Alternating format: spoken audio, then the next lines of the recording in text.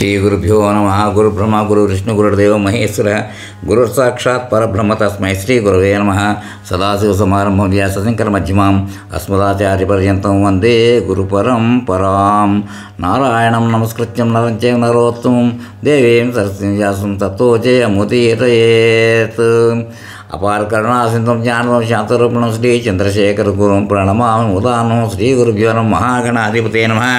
వచ్చిన Shri Skanda మహాపురాణం part 2 episode 97 చెప్పుకోవాలి. 96లో ఏం చెప్పుకున్నామంటే, ఈ అధ్యాయం చదివిన వారు 3 తీర్థముల వైభవం వినినవారు అజ్ఞాన తిమిరం నశించి బ్రహ్మభోయంతో సమానం అవుతుర్రు అని చెప్పుకున్నాం. ఇప్పుడు ఎపిసోడ్ 97 చెప్పుకుందాం. కోటి తీర్థ ప్రశంస.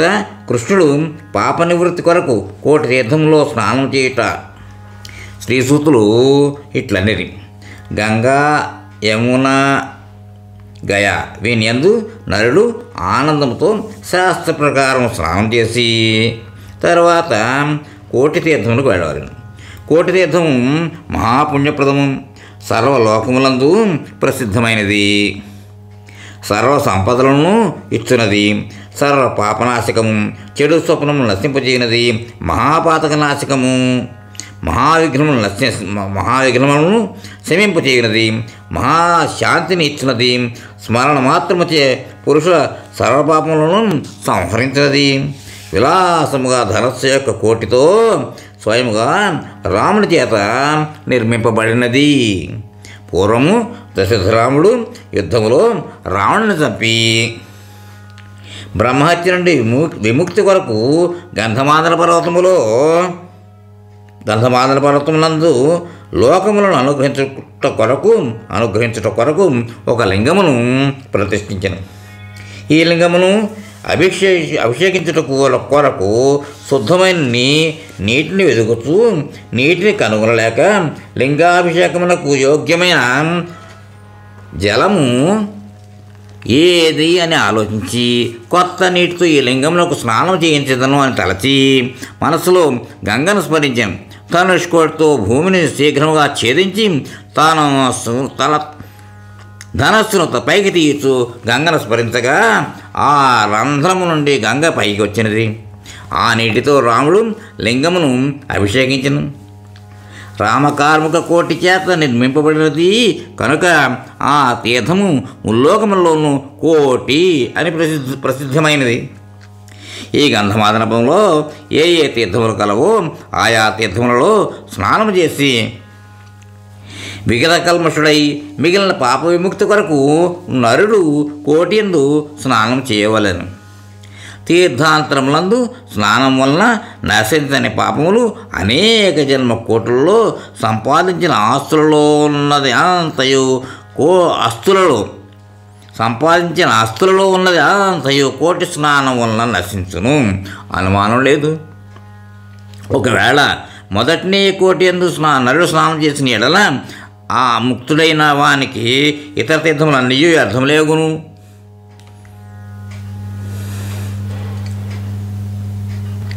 ఋషులు: సూత, సర్వార్థములు ఎరిగినవాడ, వ్యాస శిష్య, మునీశ్వర, మాకున్న ఒక్క చిన్న అనుమానము ఛేదింపుము. కోటి స్నానం చేసిన వానికి ఇతర తీర్థములు వ్యర్థమైన ఎడల ధర్మతీర్థాది తీర్థములందు నరులు ఎందుకు స్నానం చేయుచున్నారు? ఆ తీర్థములు అన్నింటినీ వదిలి నరులు ఈ కోట్లు ఎందుకు స్నానం చేయట్లేదు దాన్ని చెప్పవాలని అని అనగా శ్రీసూతులు ఇట్లనేది: ఓ ముల్లారా, మీరు రహస్యమును అడిగితిరి. ఇదే విషయమును నారదుడు అడుగగా పూర్వము శంభుడు చెప్పాను. దానినే చెప్పుతున్నాను. ఓ ముని శ్రేష్ఠులారా, శ్రద్ధగా వినవలసింది. అనుకోకుండా కానీ తీర్థయాత్ర పొరడే కానీ ఓ ద్విజులారా, మార్గమధ్యంలో తీర్థము కానీ దేవాలయము కానీ ఉన్నదని విని మోహం వలన సేవించిన నరాధములకు నిష్కృతి లేదని పరమర్షులు చెప్పిరి. సేతువునకు వెళ్ళుతూ మానవుడు ఇతరమైన వాటిలో స్నానం చేయనేడల తీర్థాతిక్రమణ దోషముతో అతనిని అంచెదిన వలె బహిష్కరించవలను అనేది.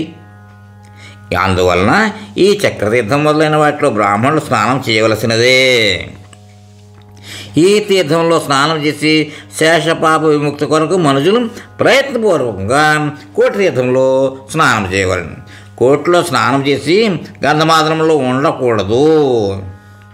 నిష్పాపుడైన వెంటనే గంధమాదనం నుండి మరలవలను. పూర్వము రాముడు కూడా కోటి తీర్థంలో పుట్టిన నీటితో రామనాథుని అభిషేకించిన తరువాత తాను కూడా స్వయంగా స్నానం చేసి అచ్చట బ్రహ్మహత్య నుండి విముక్తులై ఆ క్షణమందే తమ్మునితో కూడి పుష్పకమును అధిరోహించి వానరులతో కూడా అయోధ్యకు వెళ్ళను. అందువలన నరుడు కోటి యందు స్నానం చేసి పాపశేషము నుండి విముక్తులై దశరథరాముని వలె వెంటనే మరలిపోవాలను. ఇది తీర్థములలో శ్రేష్టము. లోకక్షేమం కొరకు పూర్వము కృష్ణుడు స్నానం చేసి సూతుల వధ కంస వధ వలన వచ్చిన దోషం నుండి ముక్తుడైనాడు. అట్టి కోటి తీర్థ మహిమను ఎవరు చెప్పగలరు? ఋషులు ఇట్లని, యదునందనుడు తన మామ కంసుని ఎందుకు చంపెను?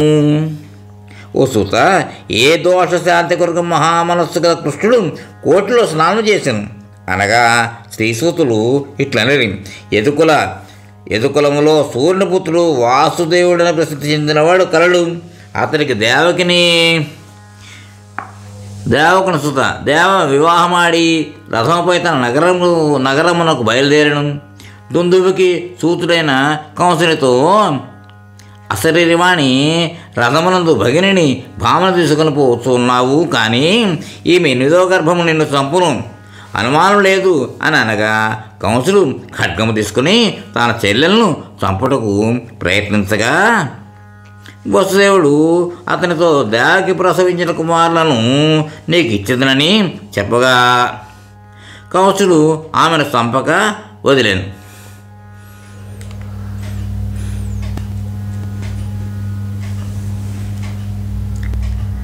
దేవకి వసుదేవులను తన నగరమున కంసుడు చెరసాలలో బంధించను. దేవకి 6 పుత్రులను చంపెను. దేవకి 7వ గర్భమందు శేషుడు జన్మించను. మాయాదేవి ఆ గర్భమును విష్ణువుచే ప్రేరితురాలై నందగోపుని ఇంటి యందున్న రోహిణికి చేర్చినది. దేవకి 7వ గర్భము జఠరం నుండి పడిపోయిందని లోకంలో గొప్ప ప్రసిద్ధి ఏర్పడినది. తరువాత దేవకి జఠరమందు విష్ణులీల వలన విష్ణు గర్భముగా అయి కృష్ణులను పేరు గలవాడై జన్మించను. అప్పుడు వసుదేవుడు శౌరిని అనేక విధముల స్తుతించగా హరి ఈ విధముగా అనను, నేను కంసుని వధించదను. యశోద నందుని ఇంట ఒక పుత్రికను పూర్వదినములనే ప్రసవించినది. అది నా మాయ, సర్వలోక విమోహిని. ఆమె పడకేందు నన్ను ఉంచి యశోద సుత అయిన ఆమెను తీసుకుని దేవకి పడకేందు చేర్చుము అని కృష్ణుడు చెప్పగా అతడు అట్లే చేశాను. దేవకి పడకేందన్న ఆ మాయ అను కన్య ఏడ్చినది. బాలధ్వనిని విని కంసుడు వచ్చి ఆ కన్యను తీసుకుని నిర్భయుడై ఏమాత్రం సిగ్గు లేకుండా శిలపై కొట్టగా ఆమె హస్తం ఛేదించుకుని అతి కోపంతో అనది, మాయా, అరే కంస పాపాత్మ, నీ ప్రాణమును హరించు. నీ శత్రువు ఎక్కడో ఒకతోడు ఉన్నాడు.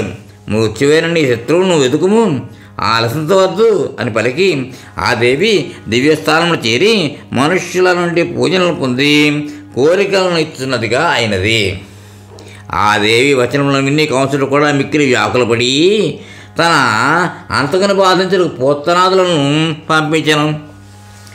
ఆ బాలగ్రహములన్నీ నందగోకులమునకు వెళ్ళినవి. కృష్ణుడు వాణ్ణి చంపిన తర్వాత అవి యమమందిరములకు వెళ్ళినవి. ఓ బ్రాహ్మణులారా, కొన్ని రోజులు గడిచిన తర్వాత గోకులములో ఆ బాలకులు రామకృష్ణులు పెరిగిరి. గోవులను పాలించుతూ చాలా కాలం రామకేశవులు గోకులంలో క్రీడించినారు. ఒకసారి కంసుడు గోకులంలోని రామకేశవులు తీసుకుని వచ్చుటకు అక్రూరుని పంపెను. అక్రూరుడు వారిని గోకులం నుండి కంసాజ్ఞ ప్రకారము తీసుకొని వచ్చాను. వారు మల్లులైన చాణూర ముష్టిక తోషలాదులను చంపి కంసుని సమీపించి మంచంపై ఉన్న కంసుని లాగి కృష్ణుడు వాని పాదములు పట్టి వేగముగా ఆకాశంలో తిప్పసాగాను. ప్రాణం పోయిన కంసుని కృష్ణుడు భూమిపైకి విడిచాను.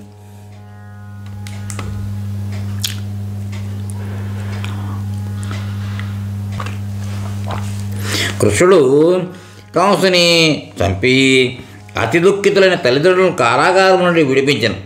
ఈ విధముగా తల్లిదండ్రులకు అపకారం చేసిన కంసుని సహించిన వారై దేవబ్రాహ్మణ కంటకుడైన మాతరుడైన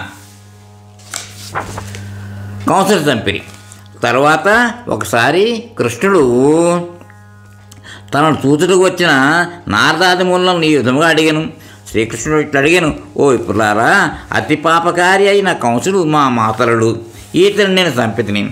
శాస్త్రం ఎరిగిన వారు మాతలను చంపిన పాపము అని అందరూ. ఆ దోష నివృత్తి కొరకు ప్రాయశ్చిత్తం చెప్పుడు అనగా నారదుడు కృష్ణునితో భక్తి ప్రేమ నిండారుగా తీయని మాటలతో ఈ విధముగా అనను. నీవు నిత్యశుద్ధినివి, ముక్తునివి, భద్రునివి, సచ్చిదానంద స్వరూపునివి, సనాతనునివి, పరమాత్మవు. నీకు పుణ్యపాపములు లేవు. ఓ కృష్ణ, యాదవనందన, ఓ గరుడ ధ్వజ, లోకములకు తెలుపుట కొరకు విధానపూర్వకంగా ఓ మాధవ నీవు ప్రాయశ్చిత్తం చేసుకోనవలను. నీవిప్పుడు లోక సంగ్రహణము చేయవలను. గంధమాదల వర్తనందలి మహాపుణ్యప్రదమైన రామసేతు యందు రాముడు స్థాపించిన రామనాథుడన్న పేరు గల లింగం యొక్క అభిషేకము నీటి కొరకు ధనుష్కోటి యందు రాముడు భూమిని ఛేదించి తీర్థమును పుట్టించినాడు. దానిని కోటేరి అందరూ. నీ పూర్వ అవతారమైన రాముడు సులభకర్మగా బ్రహ్మహత్య నుండి విశుద్ధి కొరకు స్వయంగా నిర్మించిన ధర్మమైన పాపనాశకమైన దానిలో నీవు స్నానం చేయము. దానివల్ల నీకు కలిగిన మాతుల వస దోషము త్వరగా నశించును. కోటి తీర్థములలో హరిస్నానము బ్రహ్మహత్య దోషము తొలగించినది. స్వర్గ మోక్షములను ఆయుర ఆరోగ్యములను ఇచ్చినది. అన్ని మునివాక్యములను విని మాధవుడు ఆ క్షణములో ఆ ఋషులందరినీ వదిలి తన దోష పరిస్థితి కొరకు రామసేతువునకు వెళ్ళాను. కొద్ది రోజుల్లో కోటి తీర్థములకు వెళ్ళి కృష్ణుడు సంకల్పపూర్వకంగా స్నానం చేసి అనేక దానములు చేసి మాతుల వధ వలన కలిగిన దోషము నుండి క్షణములో ముక్తులయ్యను. రామనాథుని సేవించి తన నగరమైన మధురకు తిరిగిపోయాను. శ్రీసూతుని వచనము, ఓ ముల్లారా, ఇట్టి ప్రభావము కలది పుణ్యమైనది కోటి తీర్థం. మానవుడు బ్రహ్మహత్యా దోషముల నుండి వెంటనే ముక్తులు కాగలడు. ఈ భూమిపై ఈ తీర్థముతో సమానమైన సదృశమైన తీర్థం మరొకటి లేదు. ఇచ్చట బ్రహ్మ విష్ణు శివులు త్రిమూర్తులు స్నానం చేసి సంతోషించిరి. కోటి తీర్థ వైభవం చిత్రమైన దానిని మీకు చెప్పితిని. దీనిని విని మానవుడు సర్వపాపం నుండి ముక్తులు కాగలడు. ఈ పుణ్యమైన అధ్యాయమును విని చదివి బ్రహ్మహత్యాది పాతకముల నుండి నరుడు ముక్తుడు కాగలడు. ఇది సత్యము. ఇక్కడితో ఎపిసోడ్కి విరామం ఇద్దాం. తర్వాత కంటిన్యూ చేద్దాం. స్వస్తి. మన కార్యక్రమాలు నచ్చితే ఒక లైక్ చేయండి, మాకు ఎంతో ఎంకరేజ్మెంట్గా ఉంటుంది. అలాగే కామెంట్ చేయండి. కామెంట్ చేస్తే మేము మంచి క్వాలిటీ కంటెంట్ అందించడానికి దోహదపడుతుంది. ఆడియోస్ని షేర్ చేయండి. ఆడియోని షేర్ చేస్తే మన ఛానల్ అభివృద్ధి చెందడానికి ఉపయోగపడుతుంది. ఇంతవరకు మన కార్యక్రమాన్ని చూస్తూ ఎంజాయ్ చేస్తున్నట్లయితే, ఒకవేళ సబ్స్క్రిప్షన్ కనుక చేయలేకపోతే ఇప్పుడే ఈ క్షణమే సబ్స్క్రైబ్ చేసుకుని ఆ పక్క నుండి బెల్ బటన్ మోగించండి. వినండి, వినిపించండి, వింటూనే ఉండండి. మోహనవాణి తెలుగు పోడ్కాస్ట్.